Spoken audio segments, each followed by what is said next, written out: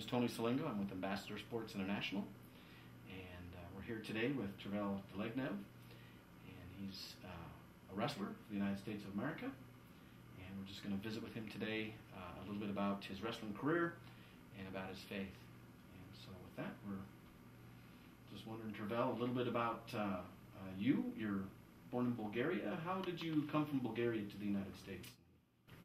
We started that process in 1990. My parents thought, well, after the communist regime was kind of over in that part of the world, they kind of noticed there was going to be a shifting of classes, and there was going to kind of the predominance of the middle class in communism was going to kind of be wiped out, and you either were going to be pretty rich or pretty hard to do. So they noticed that there was going to be tough times ahead, transitioning into, that democracy there. And so they thought that, they should get out. So we got on a train, went to Austria and lived in a refugee camp for a year. And then once we were able to get visas, and I don't know the whole story about how we ended up doing that, but we ended up, my dad got visas for our family and came over to San Diego, where he joined the Army right away, and so kind of did the fort, jumping for a couple years. So we did 2 years in San Diego, and then he got transferred to El Paso, Texas, and lived there till the end of my 5th grade year, and that's when he was finished. And so my mom found a job in Arlington, Texas, and so we moved there. And my dad at that time, after he was done with the Army, started to drive trucks. So nationally, so he'd be gone for like 3 weeks at a time. So from 6th grade all the way up until college, lived in Arlington, Texas. Did most of my growing up there. So that was kind of how I ended up growing up. So tell me a little bit about how you got involved in wrestling. Well, I hadn't done any sports. I mean, really organized sports my whole life or anything like that. But my sophomore year of high school, I kind of, I was out of shape, pretty chunky, and I would always see the wrestlers, during the PE class, like just running and working out real hard. And so, I was talking with one of my buddies, like, man, that'd be a good way to like get in shape, get fit. So I kind of told that, I was kind of talking to the PE coach, like, man, I kind of want to join wrestling, like not serious, but he like wanted to talk to the wrestling coach. So the wrestling coach came and recruited me out of PE class, and so that kind of halfway through that first semester of my sophomore year, when wrestling practices started, I started just going to wrestling practice, and so that's kind of how it started. And that first year, I really didn't, I was still failing some classes, and I just really didn't have. I wasn't really trying that hard. I wasn't very motivated. I didn't miss a workout, but I was doing it more for the in shape, like the organized regimen of training. But after that first year, my coach kind of took me along that summer, right before my junior year, and he took me to all these wrestling trips and made me wrestle all these tournaments. And I was kind of annoyed at the time because I was like, man, I'm missing all my lifts. I got to travel all this time. But that's when the sport kind of gripped me. I fell in love with the sport, and that's when I got passionate about it, and that's when it kind of got my grades up, got motivated, and really wanted to think about college and continuing my efforts in wrestling. So in going from high school to the Olympics, how does one get there? I mean, that's got to be a lot of work. Well, high school ended, and I wanted to go to college. I had my mind made up, but didn't win the state tournament. I got 4th as a junior, 3rd as a senior, and didn't really make that much noise on the national scene. So didn't get recruited by a lot of big schools. So it was kind of coaching connections that gave me an opportunity. The assistant coach at my high school, his brother was the head coach at the University of Nebraska-Kearney, which is one of the premier Division II programs. And my head coach of my high school actually went to Kearney High. He's from that area, and so they I kind of went on a recruiting trip, and I liked it. And my grades, my SAT scores waived out-of-state tuition, so it was going to end up being pretty cheap. And so I kind of made this choice, and I was like, all right, I'm going. And went up to Nebraska, so that's kind of when it started. And first year was a little rough, a little homesick, but made some friends there, and started to love it right away. And redshirted that first year. They recruited me from 184, so I cut a lot of weight that first year. And I actually was going to start, and then I broke a couple bones in my foot, so I ended up taking a medical, and then coming back the next year, I got to about 220. So we had the returning national champ at 197. So I was like, I'll just go heavyweight, and ended up being a good move. Started, for my first 2 years, I was a small heavyweight, 220. Then between my sophomore and junior year, I gained some weight, got to about 235, 240.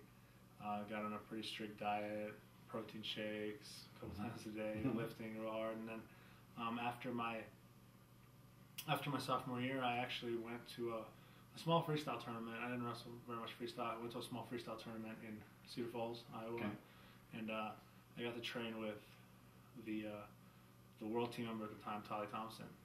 And so that summer, he's like, hey, he said he liked training with me, and he invited me out here to the Springs.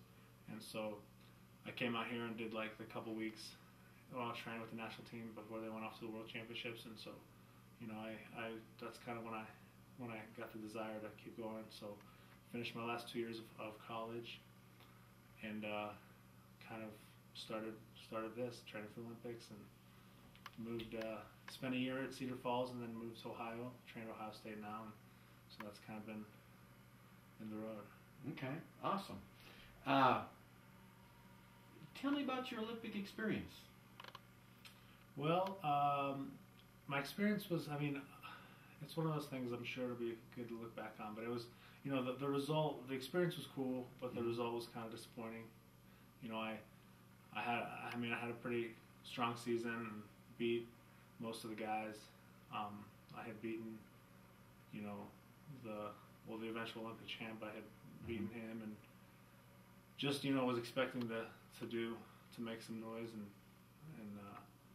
win the Olympics. But right when we got there, day of the opening ceremonies, we were doing a workout, and I was wrestling around with Jake Varner, and we're kind of in this, we were just playing, and my rib popped, and it just like tore a bunch of cartilage in my rib, and so that kind of messed up with my routine. I couldn't really touch anybody for the next 2 weeks. Didn't really, just like rode the bike, did whatever didn't hurt, did a lot of stance motion. But so the day of, they shot it up with some numbing stuff, but I don't know if it affected me that much physically, but it definitely just kind of not being in that mode of training. So, and it wasn't that I had a terrible Olympics. I just made a couple mistakes. I beat the returning world champ in the quarters, but in the semis, I made a big mistake. But for my bronze medal match, I just didn't wrestle very well. It just wasn't. Just the whole day, it felt kind of. I don't know. It felt kind of scattered, kind of unorganized. The way it just wasn't clicking that. But for whatever it was, whether it was the injury or whether it was just one of those days that just woke up one feeling. I don't know. It was 1 in 100 days, but yeah. So it was the experience was tough, but I feel like there was a lot of growing that I did with that experience. There was a lot of things that God taught me about myself, and that I feel like I'm better because of it. So that's kind of the truth I'm holding on to is God's sovereignty, because if there was an alternate universe where I won, that would be crushing. That'd be a crushing experience. So I'm leaning on the fact that there is one reality, and God is sovereign over all of it. So no matter what I did, I was meant to be 5th in the Olympics this year. So I just go on and train for Rio, and Lord willing, that's I'll be the Olympic champ. But at the end of the day, that's just got to keep getting better every day. What kind of life lessons have you had with your wrestling experience so far? Well, I definitely know that God has used wrestling to reveal Himself to me. So one of the biggest ones being that he exists. I mean, I just feel like wrestling has been one of those sports that it's so demanding that it kind of puts you in that mindset that if you are in charge of everything, if you have to be in charge of everything, then it's kind of paralyzing. You're like, man, there's a lot of things that go into being successful at the sport. So it's like I don't want to be in control of all of them, so that realization, and just the way that my nature wants to deal with problems right away has been a real revelation to the character of God and how the Bible says, the natural man will react to things in his life, and how he'll try to take control, but in the end it'll be for his own undoing. But with that, there's been a ton of stuff and growing and just learning how to parry between something that's very important to you and something that is the most important to you. Keeping things like keeping wrestling off, not being an idol, keeping it in the right place where it can keep growing and keep producing fruit in your life, and just how to use it as a ministry, just how to use it and encourage others and keep encouraging myself. So it's been a very interesting, very fun journey, but it's been loaded. I'm still learning a lot. So. You're obviously a Christian. How did that happen? How did you become a Christian? Tell me a little bit about that. Well, it started, again, like I said, it started with wrestling, and a couple of the guys on the team, on my high school team, just kind of cornered me one day in the locker room and kind of called me out because I was, had a sailor's mouth, and they're like, "Man, you really cuss a lot. You should not do that as much." And so that kind of took me back, and they were the leaders and the studs on the team, so from that point on, I kind of took the approach of, well, maybe they're good people, so maybe if I'll do good things, and then I'll be good at wrestling. So that desire to seek help outside myself started there, and then it obviously. That attitude obviously doesn't carry you very far, because when you lose a wrestling match, your whole philosophy kind of falls in on itself.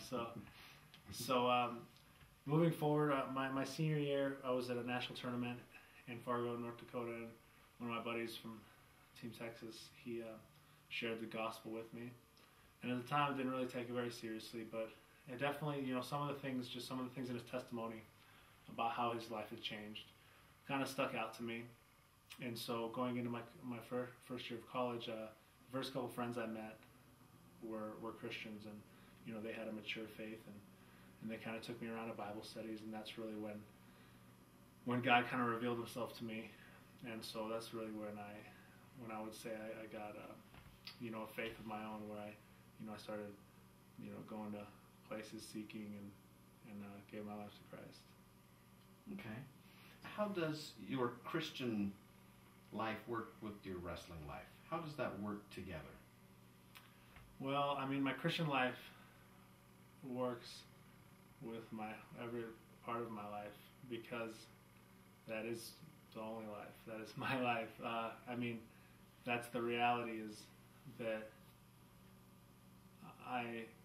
we're called to not be, like the Bible calls us to living the Christian life is literally living Christ's life.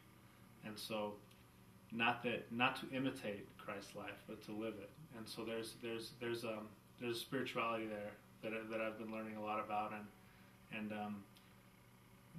that's the thing, is that no matter what I'm doing, it should be in faith that Christ died for me, and that whatever I do, I'm trying to make him known, and I'm trying to die to myself, and I'm trying to live by faith. So that being said, in my wrestling, being such a personal and most of the time not considered an individual sport. Sometimes it's tough to separate the two, but I've found that when I'm not leaning on myself, it's that's when I have the most peace about what's happening. That's when I'm, and so that's just one of the examples. But my wrestling, it boils down to my passion. God, I recognize that my passion and my desire and every skill set that I have that's honed in to help me in my wrestling comes from God, and so to use that to honor Him, to make it known that I realize that is the case, is one of the things that definitely happens. And just to know that my passion comes from God, my passion to wrestle, my passion to not follow my own will when it seems best, but to trust in God and know that He has better things planned. So that's really kind of how it relates to pretty much every aspect of my life. There's a lot of Christians in the wrestling community. Why is that? Well, I think, like I said, it's the sport. The sport demands it demands more of a person than I think a person can give. Even if people aren't Christians, they're seeking sports psychologists. They're seeking whatever else. There's always a means there, because the mental portion of wrestling, because it's an individual sport, because it's combat, because it's so. I mean, there's not a lot more to reveal. You're in spandex in front of thousands of people against another guy. It's like, there's not much more left to the imagination. It's like it's the purest form of combat. And so that being said, there's a testing of the comfort, and as creatures of comfort and creatures of habit, and we don't.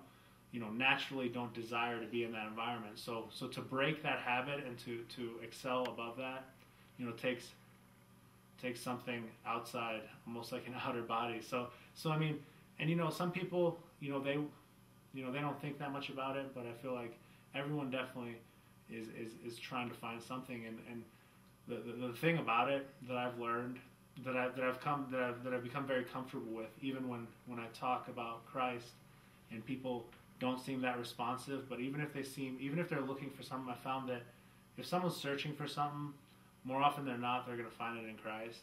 Because if someone's truly searching and testing, just because I've gone through this process, if you really test other life philosophies, and how they call you to live, and how they tell you life works, if you take them to their fullest account, they eventually kind of fall in on themselves. So the only one that really makes the most sense is Christ. And funny enough, the reason is because it has nothing to do with us. Because I found out that if you insert me in a situation, it has a better chance of failing than if a perfect God who created the world does it on His own and gives it to me as a gift, not meriting anything that I need to do. So just knowing that that's kind of, there's a demand in the sport for being able to control your mind and your thoughts, and that's hard to do. It's hard to do without understanding where they come from and why people think the way they do. What bit of advice would you give a young wrestler today regarding his wrestling, regarding the opportunity of faith? Well, I would say, in terms of wrestling, I would say learn everything from any source you can. I feel like one of the things that in athletics, the higher you go, the more you think you got to figure it out. Just like everything, just like anything. I mean, you feel like if you've succeeded more than someone else, then they really have nothing to speak into you. But that's in wrestling. Wrestling's a sport where there's 7 people that won the Olympics last year, and all 7 of them wrestle completely different. There's not one thing that you can. So you never know who's going to be the person to show you the style that's going to win for you. So you don't know if that's a person who didn't wrestle past high school, or you don't know if that's the two-time Olympic champ that that you watched an interview of. So learn from any opportunity you can, and stay humble, because if you stay humble, when the sport humbles you, it won't be that much of a crushing blow, but because you will be humbled. But yeah, so that, and then spiritually, I would say there's no other way. There's no other way to ever be comfortable in a sport like wrestling. I mean, it's without the peace of Christ and knowing that He's in control, because once you start excelling, or even if you don't, just going out there to perform is one of those things that a lot of times is it's nerve-wracking, and then a lot of bad thoughts can get in your head. So just the peace of Christ that He offers, that He's in control of every situation, is one of those things that is a great asset. Not that I'm trying to say that I'm using Christ for His assets, but it's one of those things that comes back around when you put your faith in Christ. There's an interesting way God has set up life, and that's He desires us to be in a relationship with Him, but when we are in a relationship with Him, we get a lot out of it, because it's an interesting setup He's made that way. Because it's like, yes, He calls people to relationship, but when we enter a relationship, we're the ones who benefit. Because that's when you experience the fruits of the Spirit. That's when you experience your joy, peace, patience, kindness, love. So all those things are how life's meant to be experienced, and you'll feel, you can win and win and win and feel empty as ever.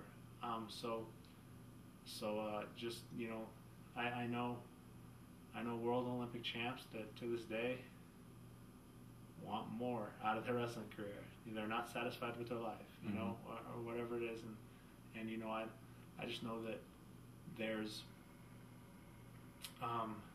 there has to be that balance of reverence, knowing that this is a sport, and God has given it to us to enjoy and to reveal Himself through it, however that may look. But I just think that even past wrestling, I think that living a life the life of Christ is the most important thing. Tervel has been at our Bible studies. Anytime he's in Colorado Springs, we have Bible studies at the Olympic Training Center, and Tervel is always there, and a very, very wise man. I really believe Tervel has a great relationship with Christ, and that's seen in your life. You have a great testimony, and I'm very grateful of your willingness to sit down with us and visit a little bit about your wrestling and about your faith. Thank you very much. Thank you. I had fun. Yeah. God bless you.